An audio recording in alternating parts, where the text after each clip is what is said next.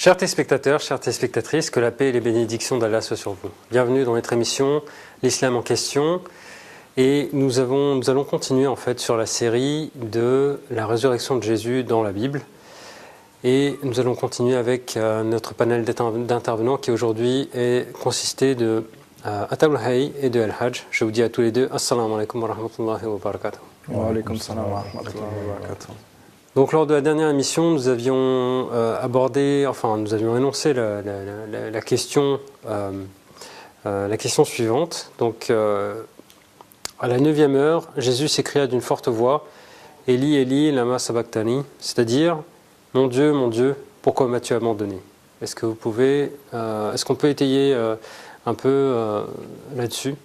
Alors si on reprend ce verset biblique avec les versets qui détaillent la prière de Jésus durant toute la nuit, oui. On voit bien qu'il y a une contradiction avec le dogme chrétien qui est que Jésus est venu pour racheter les péchés de l'humanité. On voit bien que Jésus ne voulait pas subir ce supplice. Au contraire, il demande à Dieu d'éloigner cette coupe de lui. D'accord. Donc on peut remettre en question ce dogme-là. Nous avons dit depuis au début de la première émission que Jésus, alayhi salam, était venu pour les 12 tribus d'Israël, pour les tribus d'Israël, pour compléter la loi et non pas l'abolir. Donc, on peut remettre en question ce dogme-là.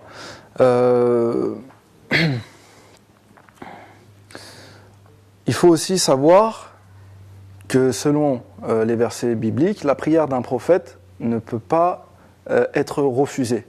Au contraire, je vais citer deux versets bibliques qui prouvent ce que j'appuie. D'accord. Premièrement, dans Jean chapitre 9, verset 31, nous savons que Dieu n'exauce point les pécheurs, mais si quelqu'un l'honneur et fait sa volonté, c'est celui-là qui est exaucé.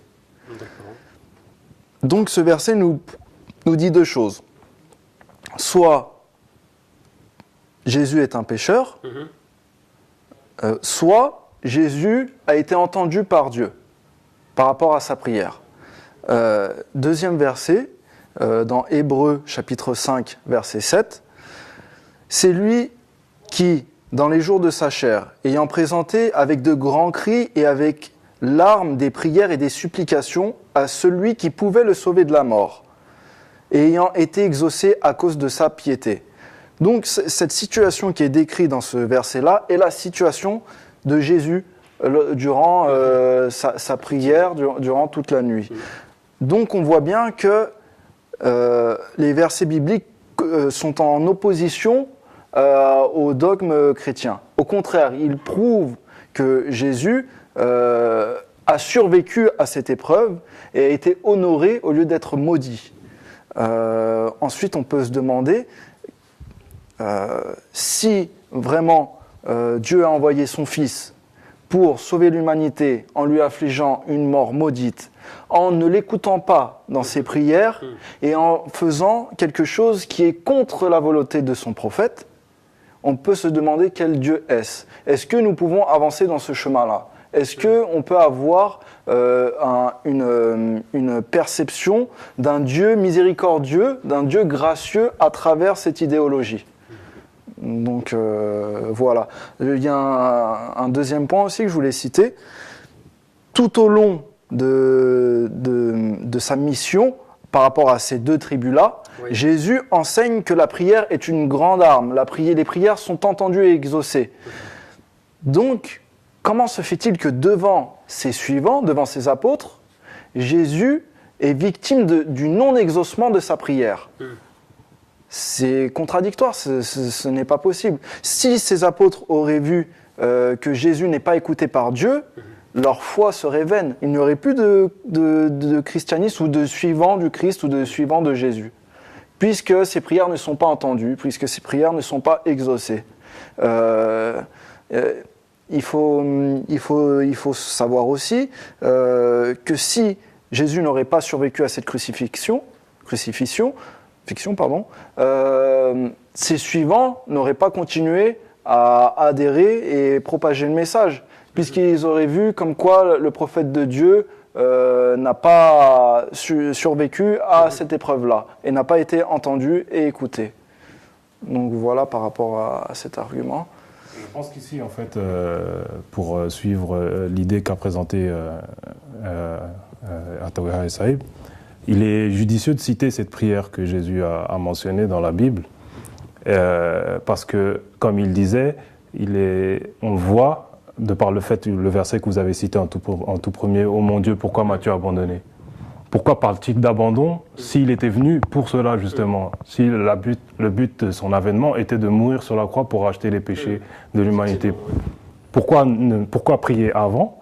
Et pourquoi, au moment du fait, au moment d'être sur la croix et visiblement plus d'espoir, pourquoi m'as-tu abandonné? Cette parole, en fait, elle sous-tend une promesse. Exactement, elle sous-tend quelque chose, elle sous-tend que Jésus attendait d'être sauvé de cet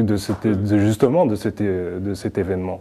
Mais lorsqu'il voyait qu'il était vraiment à un point où là, il n'y a plus d'espoir, il est cloué sur la croix, là, il dit « Pourquoi m'as-tu abandonné?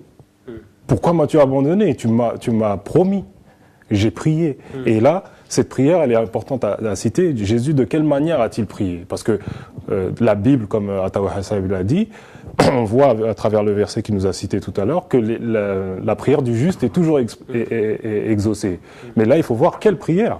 Et là, on peut lire ici dans Matthieu, chapitre 26, verset 36, là-dessus, Jésus alla avec eux dans un lieu appelé Gethsémani. Il dit aux disciples, « Asseyez-vous ici pendant que je m'éloignerai pour prier. » Il prit avec lui Pierre et les 2 fils de Zébédée. Et il commença à éprouver de la tristesse et des angoisses. Il dit alors, « Mon âme est triste jusqu'à la mort. Restez ici et veillez avec moi. » En parlant à ses apôtres. Puis, ayant fait quelques pas en avant, il se jeta sur sa face en prosternation et pria ainsi, « Mon Père, s'il est possible que cette coupe s'éloigne de moi, toutefois non pas ce que je veux, mais ce que tu veux. » Parce qu'ici, ça souligne le fait que Dieu l'a envoyé pour une mission. Et il sait que sa mission, si jamais il est crucifié, ça mettra fin à la mission pour laquelle il a été envoyé. Mais le fait qu'il est serviteur de Dieu, il dit non pas ce que je veux, mais ce que tu veux. Mais si je meurs, je ne pourrai pas accomplir ma mission. Et vint non pas ce que je veux, mais ce que tu veux.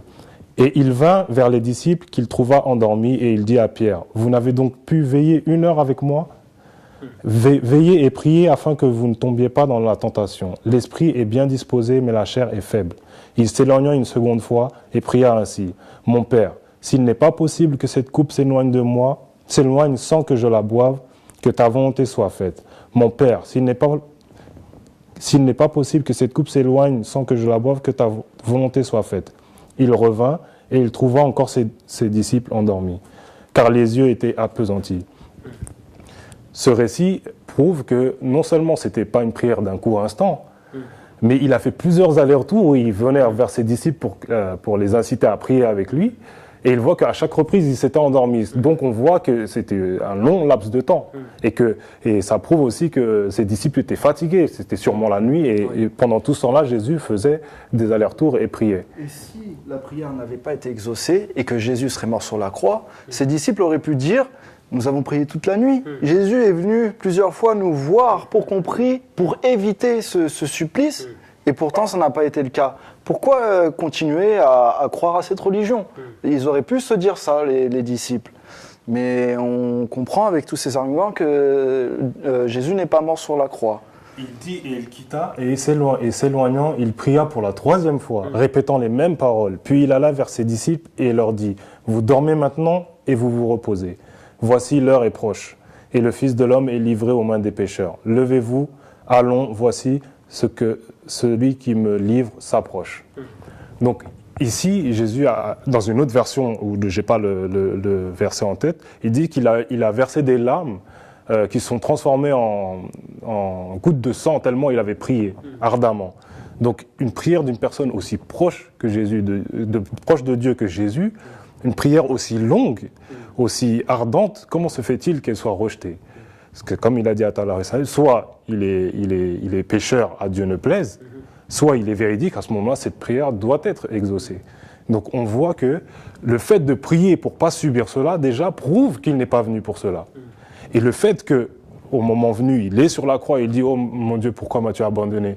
Parce que selon lui, il n'y avait plus d'espoir, aussi renforce le fait qu'il n'était pas venu pour cela. Si, conformément à la doctrine chrétienne qui dit que Jésus est venu pour cela, pourquoi prier et pourquoi dire à Dieu, tu m'as abandonné, tu es venu pour cela, donc il devait être content de subir ce châtiment. Donc on voit bien que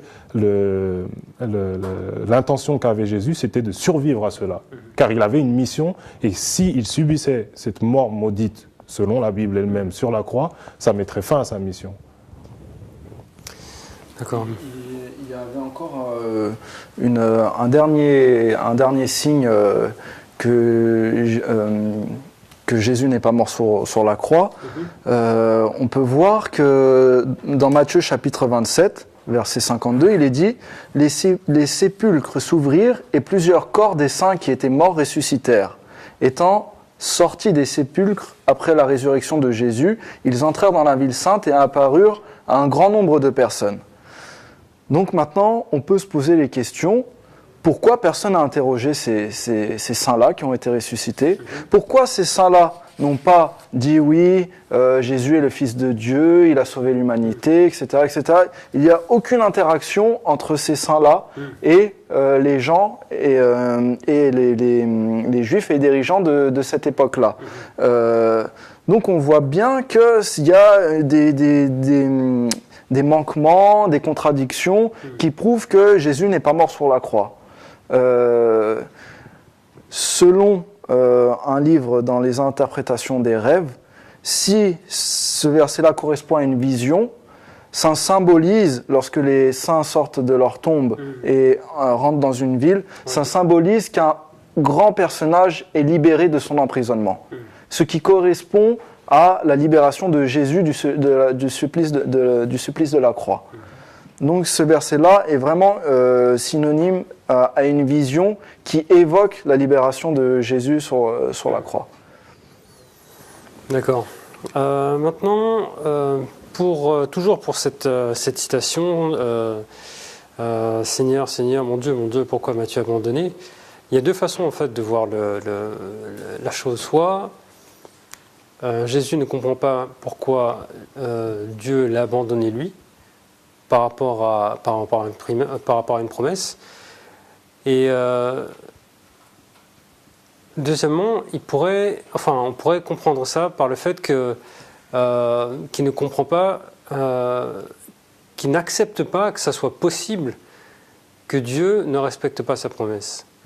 Et ça serait plus, ça peut aussi être la surprise de Jésus en fait sur la croix. C'est pas tant le fait qu'il soit délaissé, mais le fait que ce soit possible que Dieu faillisse à sa promesse. Et on sait que les prophètes, à travers leur expérience du domaine spirituel, ont une spiritualité dans le cercle de la certitude. Exactement, ils n'entretiennent aucune incertitude par rapport à la promesse de Dieu. Mais il faut savoir que Jésus est un être humain, et d'ailleurs, certains chrétiens l'admettent sur ce verset. J'ai eu une discussion notamment avec un chrétien sur ce point-là. Il m'a dit oui, c'est peut-être son côté humain qui s'est manifesté à ce moment-là. Je lui ai dit oui, je suis tout à fait d'accord avec toi, sauf qu'il n'était rien d'autre qu'un être humain, Jésus. Et c'est pour cela que, à l'instar de tous les prophètes, Jésus, que la paix soit sur lui, a subi de la main de ses oppresseurs, de ses opposants, des châtiments physiques, des châtiments psychologiques.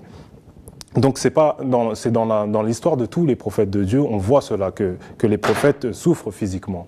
Donc le fait que Jésus se retrouve cloué sur la croix, et il pensait qu'effectivement, c'est un être humain, effectivement. Donc que ce soit un doute, ou que ce soit un doute sur sa mission, ou un doute sur le fait que Dieu l'ait exaucé ou pas, c'est naturel d'exprimer son ressenti, surtout dans une telle situation. Mais on voit de quelle manière Dieu sauve ses prophètes. Il n'a jamais fait de tour de magie. Il n'a jamais fait de tour de passe-passe. De passe-passe pour sauver ses prophètes. Tous ses prophètes ont souffert. Mais il les a toujours sauvés d'une manière il établit toujours un plan qui est à la hauteur des plans des opposants. À la hauteur ou qui surpasse? Qui équivaut. C'est-à-dire qu'il a toujours le dessus, bien sûr, mais il ne fait pas quelque chose d'extraordinaire pour sauver son prophète, non. D'accord, toujours dans le cercle. Voilà, ça ne sort jamais du cadre des lois de la nature que Dieu lui-même a instaurées. Donc, on voit qu'ici, Jésus a souffert, bien évidemment, mais Dieu l'a sauvé d'une manière qui n'est pas extraordinaire. Mais pour les gens qui assistaient à cet événement, ce sauvetage, en fait, est paru extraordinaire. Et c'est après cet événement que justement la croyance au fait qu'il est mort sur la croix puis il a ressuscité est née. Mais on verra peut-être un peu plus tard, mais on verra que la Bible ne soutient en aucun cas le fait que Jésus soit mort sur la croix.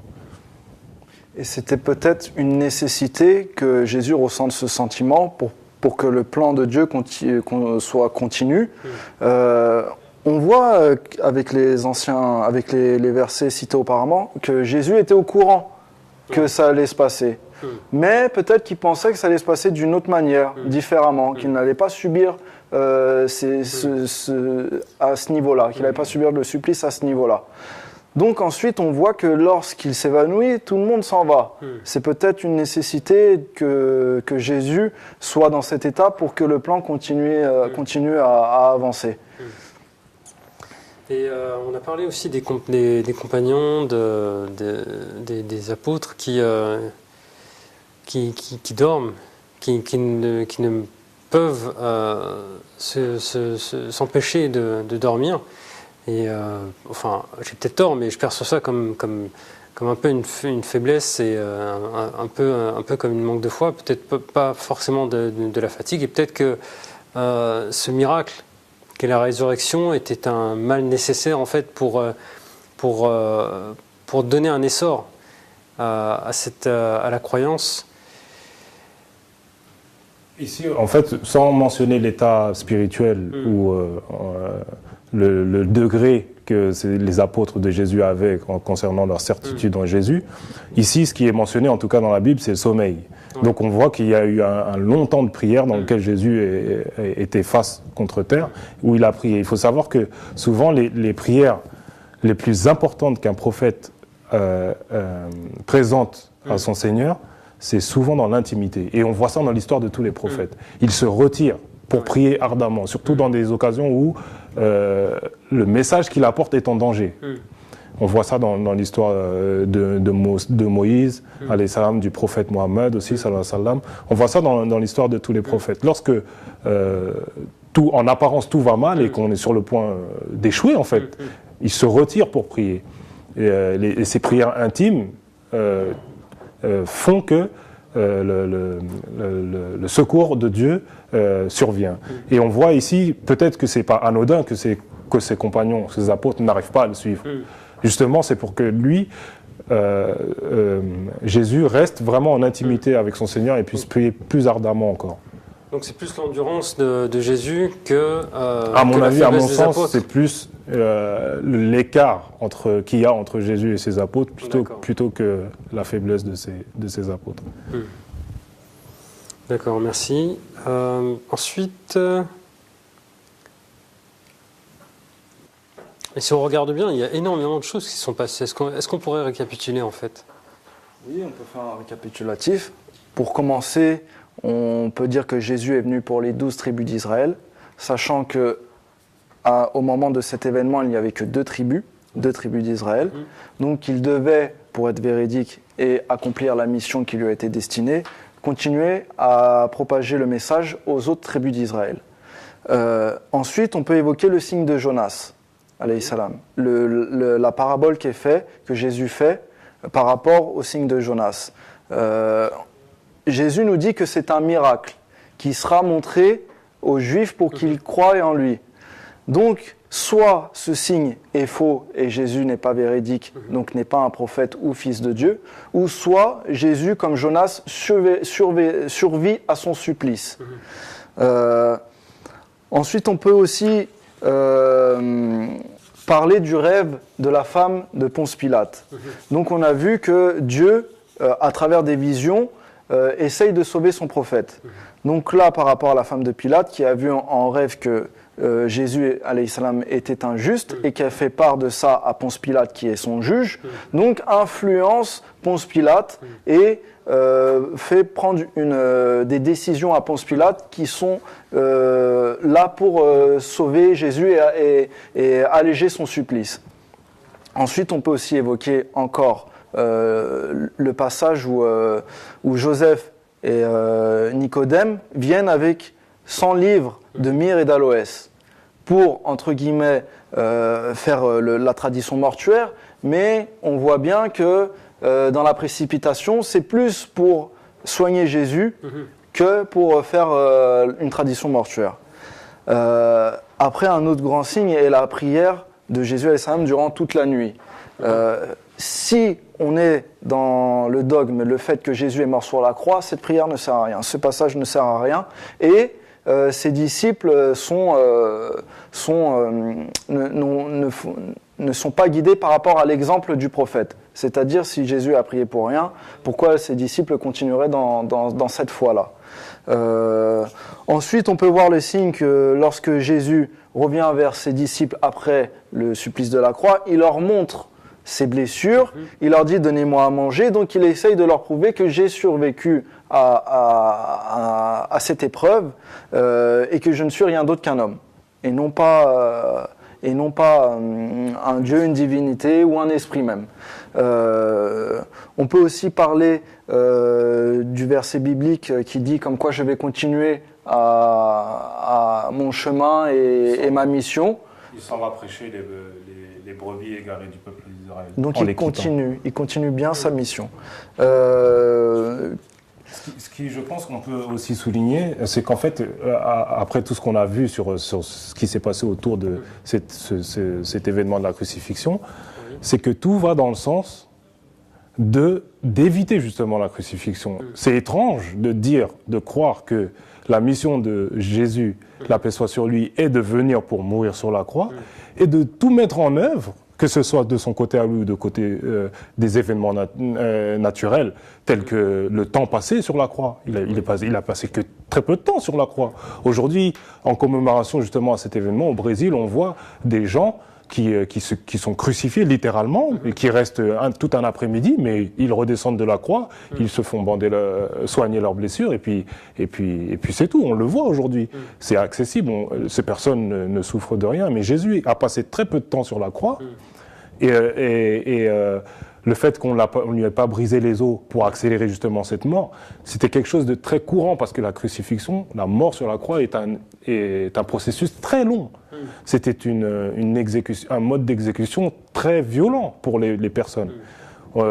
Et on les laissait à la merci de la chaleur, à la merci des souffrances, de la soif, jusqu'à ce qu'ils meurent. Et malgré ça, c'était tellement lent que pour accélérer le processus, on rompait les os des jambes pour que le corps s'affaisse et que la cage thoracique soit compressée et qu'il meure d'étouffement. Mais on voit que Jésus n'a pas subi cela. Les deux personnes crucifiées à côté de lui ont subi ce sort, mais pas lui. Étant déjà mort, entre guillemets, c'est pas la peine de lui briser les os. Mais quand le centurier lui perce le flanc et qu'on voit qu'il y a de l'eau et du sang qui jaillit selon la Bible, ses compagnons, qui est Joseph d'Amaïté et Nicodème, ont vu des signes que Jésus n'était pas mort. Donc ils l'ont récupéré, ils l'ont soigné. Le signe de Jonas que vous avez déjà, les 3 jours et 3 nuits dans le ventre du poisson, de même le Fils de l'homme 3 jours et 3 nuits dans le ventre de la terre, aussi montre qu'il y a eu un laps de temps où on s'est occupé de Jésus pour le guérir. Donc toutes ces prières pour éviter cela, tout ce qui s'est mis en place pour éviter cela prouve qu'il n'est pas venu pour cela. Sinon, il aurait dû venir et dire « Ok, je suis Jésus, Fils de Dieu. Si vous ne me croyez pas, allez-y, attrapez-moi. » Au contraire, elle a dû me montrer à tout le monde « Regardez, je viens, je vais mourir sur la croix. À la limite, c'est même ses suivants qui auraient dû le mettre sur la croix pour prouver la véracité de sa mission. Mais ce n'est pas le cas. Ils ont tous cherché à éviter cela. Et ce qu'on peut rajouter aussi, c'est qu'après la crucifixion, comme Atawahaï l'a dit, il a montré, il a prouvé que non, je ne suis pas un esprit. Un esprit ne mange pas, comme vous voyez que je mange. Et donc on voit bien par cela que Jésus n'a pas été tué et ressuscité. Et il l'a prouvé lui-même. Ensuite, on voit... Il n'est pas mort sur la croix, ni ressuscité après. Donc on voit bien que de ce fait, Jésus a dit qu'il s'en va prêcher le peuple, les brebis égarées du peuple d'Israël. On voit qu'il avait une mission à continuer parce que les 10 tribus qui n'étaient pas présentes en Palestine à l'époque devaient aussi entendre son message. Allons dans l'hypothèse où Jésus est mort sur la croix, donc maudit. Ça voudrait dire que ses opposants sont victorieux. Ses opposants ont réussi, ses opposants ont raison. Ça voudrait dire qu'ils sont légitimes dans leurs droits. Et ça voudrait dire aussi que si Jésus est maudit, Dieu a dit que Satan est maudit. Donc ce serait mettre au même piédestal son fils que Satan. Donc la logique n'y est pas. On voit que ça ne coïncide pas. C'est très difficile à s'en sortir. Donc voilà. Okay, merci pour ces éclaircissements. Je crois que nous arrivons au terme de cette émission. Nous allons pouvoir aborder d'autres sujets dans une prochaine émission. Je vous dis à tous, Assalamu alaikum wa rahmatullahi wa barakatuh. Wa alaikum salam wa rahmatullahi wa barakatuh.